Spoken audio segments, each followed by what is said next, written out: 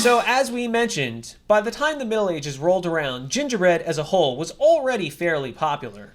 We already established that gingerbread and gingerbread men are two different things, but I guess it's worth pointing out part of the reason for this is that before modern versions were created, it mostly just meant any type of confection that contained ginger and honey or molasses.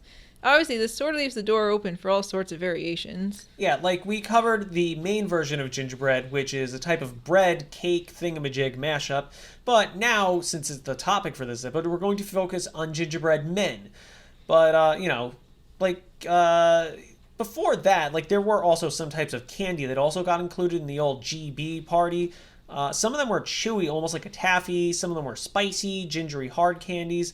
I know gingerbread was a new, interesting concept, but come on, guys, it's gingerbread, not ginger lifesavers. It's not friggin' rocket science. Anyway, part of the reason for the word gingerbread existing, it actually comes from the term gingerbread or braid, which loosely translates to preserved ginger. Ginger is spelled with a Y, and breed is spelled B-R-E-D-E, but ginger is spelled with a Y instead of an I. I guess kind of like if a rich yuppie asshole adopted it and wanted to give it a cool trendy name, oh yes, I'm pleased to introduce you. This is my son Ginger. He just took his 23rd step this morning. Oh, that's an interesting name, Ginger. No, not Ginger, Ginger. You've got to say it like you're a B-movie Igor character. Ginger. Huh. Makes me wonder if, after they started making breads out of it, somebody stood up and was like, hey, guys, you want to just call it gingerbread? Or, was it the opposite? Did, the name slowly morph into gingerbread, and then somebody who stood up and was like, yo, if it's called gingerbread now, what if we just, make it a bread? Either way, over time, we ended up with the bread cakes, and those eventually were modified into thin little biscuits by the 1500s. Part of this evolution into cookie form probably comes from the existence of marzipan thins, which were popular at the time. If you're not familiar with marzipan, it's one of the blandest desserts in the world that still counts as a dessert. It's mostly just sugar and almond paste, which then gets made into a dough that can be eaten raw or baked crisp. Yeah, it's basically just edible Play-Doh. It doesn't really have much of a flavor. I think the only reason it exists is because in its raw form, it's very pliable and you can mold it into a lot of different shapes pretty easily. So, as such, during the Middle Ages, marzipan got cut into little figures like men and women and animals. Wait a minute. Cut into little shapes like little men. Oh, shit! You know where this is going. That's right. During the 1600s, the custom of baking marzipan as little dudes and dudettes rubbed off into gingerbread as well, which started taking on the form of crisp biscuits. Yeah, the biscuit form seems to be originally attributed to Queen Elizabeth I's bakers, who they would bake up batches of gingerbread cookies in the shapes of the Queen's most important guests at the time. And honestly, amen to that. That's some big league hospitality. Imagine showing up to somebody's house and they're like, here, accept these cookies, which were designed in your image. It's a demonstration of my good graces to accept you here.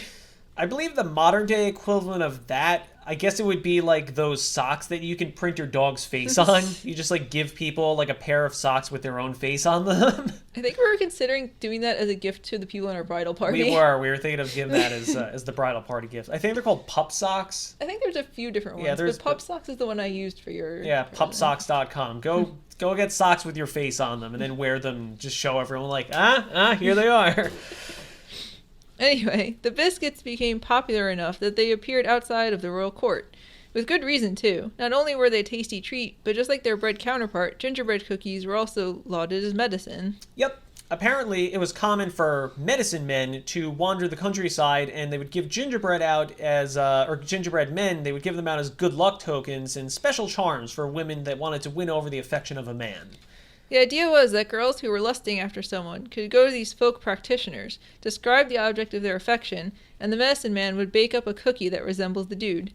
If the girl could get him to eat it, he would fall in love with her, and they would live happily ever after. Aww. But, we're using the term medicine men very loosely here, since, cookies made to help horny peasant girls win over the boy next door doesn't really qualify as medicine, but hey, who are we to judge? After all, we're all injecting microchips into our veins so we can be controlled by evil Chinese 5G distributors. And of course, that would be some good old-fashioned sarcasm, so please don't write into us. Well, actually, please write in if you do believe that vaccines are secretly just filled with microchips so that we can just roast you and make fun of you in the next episode. It's unclear whether these medieval equivalents of Dr. Oz got the idea from Queen Elizabeth's bakers, or if it predated that. But given that ginger and gingerbread already had a reputation for helping ailments, it's not surprising to see these old-timey hippie docs handing it out to girls who would present it as a sort of middle-aged Valentine. Kind of similar, slightly R-rated fun fact, but the practice of girls giving magic love potion cookies to boys that they wanted to win over is kind of similar to a modern Valentine's Day practice for some of the edgier, we'll call them, girls in Japan. Apparently around Valentine's Day, it's said that some Japanese girls will go to some extreme lengths to ensure that their loves are reciprocated on White Day, which is a holiday in March where it's reversed. Boys give chocolates to girls. Valentine's, the girls give the chocolates to boys. So supposedly, when making homemade chocolates, some girls on social media have claimed to add some incredibly personal ingredients to it. And by personal ingredients, I mean menstrual blood or pubic hair. Yeah, in spite of the fact that this is the same country that has like robots working convenience stores and hologram anime security guards helping people out in airports, this trend was from a few years ago, apparently because girls believed including part of your body in chocolates was it was a way to cast a spell on boys and you would guarantee you would get chocolate back from them. I mean, if you're going to get pubic hair in your cookie, it's probably better if it's from your cute coworker and not a total stranger, right? I won't tell you what was in dinner last night. How come I never got any pubic hair chocolate from you on Valentine's Day? I mean, I'm sure you probably have. Moving on from pubic hair to... Actually, no, we're not moving on from pubic hair necessarily. Never mind. Moving forward with pubic hair. Interestingly, this wouldn't be the first time that gingerbread was linked to sex and romance. Back in ancient Rome, apparently it was a common practice for men getting ready to participate in orgies to eat honey cakes or early gingerbread cakes to help stimulate their libidos, ensuring that they were able to put on a full performance later on. And by full performance, I mean fuck lots of dudes. Ah, yes. What was it with Rome and its orgies? They just seem to like them. Hilariously enough, though, like these little aphrodisiac cakes that they would whip up beforehand, they were kind of similar to modern-day gingerbread men since they were often shaped like little people. And they were also anatomically correct. Man, you really got to give them credit. Like, we make gingerbread men almost every year, and it is a pain in the ass. Like, slaving over these little cookies, like, over and over, like 30 of them, nailing all the little details. But then these guys, they just, like, go ahead and, like, they make sure every single one has, like, the right corresponding genitals and everything. Like, damn, that is commitment. Can you imagine being the, like, baker who needs to prepare those? Hey, Leonidas. I'm gonna need another 3 dozen orgy-bread men. Ooh, sounds like someone's gonna have a fun time tonight. I don't know, man. My neck it's kind of stiff and just not really feeling it. I'm gonna need to do a real good job on the dicks this time. Make sure I get that turbo boost when I need it in the 15th round of dry humping. Sure. I'll make sure to do a good. Thanks, Leon. Make sure you make them nice and thick. You're a good baker. Man, who'd have thought this episode was going to be so damn horny? Shit. Maybe old Sylvester Graham, the insane, miserable, cultist inventor of the graham cracker, was right this whole time. He thought eating things with like a flavor, like ginger, like he thought that they make you want to have sex and make you have impure thoughts, and maybe they really do make you want to have sex. Maybe they do make you impure. Huh. I guess we have a lot of apologizing to do. I guess, well, we better get on that. Well, it's been fun, guys. Enjoy the rest of your day and have a nice, chaste afternoon.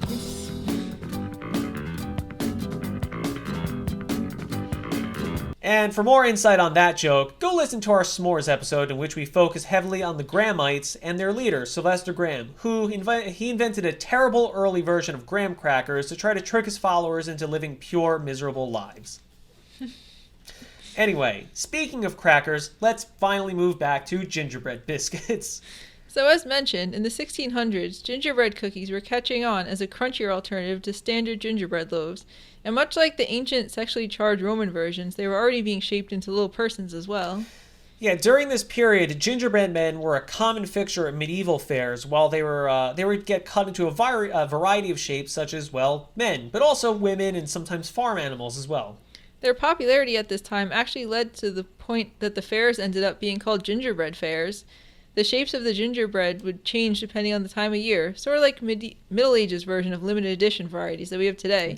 Like, for example, springtime might feature flower cookies, and fall would have bird-shaped gingerbread. That's actually surprisingly novel and cute and fun of them. Considering this was all taking place in a time period where people literally threw their shit into the streets because they didn't have sewers. It's worth noting, though, at this time, gingerbread men were still more of a biscuit rather than a proper cookie. But this all finally changed during the 1800s when home baking became more popular. Bear in mind, 19th century is when we first started seeing advancements in baked goods like baking soda and baking powder, and as such, it became a lot more realistic for people to actually cook up some treats at home instead of relying on the local baker every single time. Yeah, with this, by the 1850s, bakers in European countries started using butter and cream and eggs, which resulted in the sweet, spicy cookie that we have today, gingerbread men. Interestingly, the non-cookie version, regular gingerbread loaves, were a favorite of the Washington family in early America. George Washington's mother, Mary Ball Washington, had a recipe that she passed down through the family, which actually survives to present day. You can actually look it up on mountvernon.org and bake it for yourself. Man, first George Washington gave us the gift of democracy, and then he gave us the concept of just a 2-term presidency, and then he gave us fucking gingerbread. Truly a god among men. At this point in time, it was already common for gingerbread men to be decorated with icing and candies, so they actually haven't changed that much in the past century and a half. Over time, the cookies and gingerbread as a whole, they became heavily associated with Christmas and wintertime in general due to the addition of all those warming spices we mentioned earlier. As we covered in our episode about pumpkin spice lattes, hashtag throwback, hashtag don't stop plugging, hashtag PSL, hashtag fall y'all, hashtag this joke has run its course. We went over the concept of pumpkin spices and the idea that they're common food that gets eaten during the cold months. This is almost definitely because spices like ginger and cinnamon tend to create a warm sensation in the body when eaten, so they probably come in handy They probably came in handy in an era when begging your boss to toss a single coal in the fire could be used as a plot point in storytelling. Yeah, come to think of it, it seems like those Romans knew what they were doing, using ginger cakes as a orgy pre-gamer. I guess the combination of warm spice and Christmas affiliation and just tasting awesome was enough to cement gingerbread as a perennial favorite for much of the Western world, since now you can find them pretty much anywhere, especially in winter now. But obviously the story doesn't stop there, because now it's time to get modern and we're going to see what people have been doing with gingerbread men in recent history.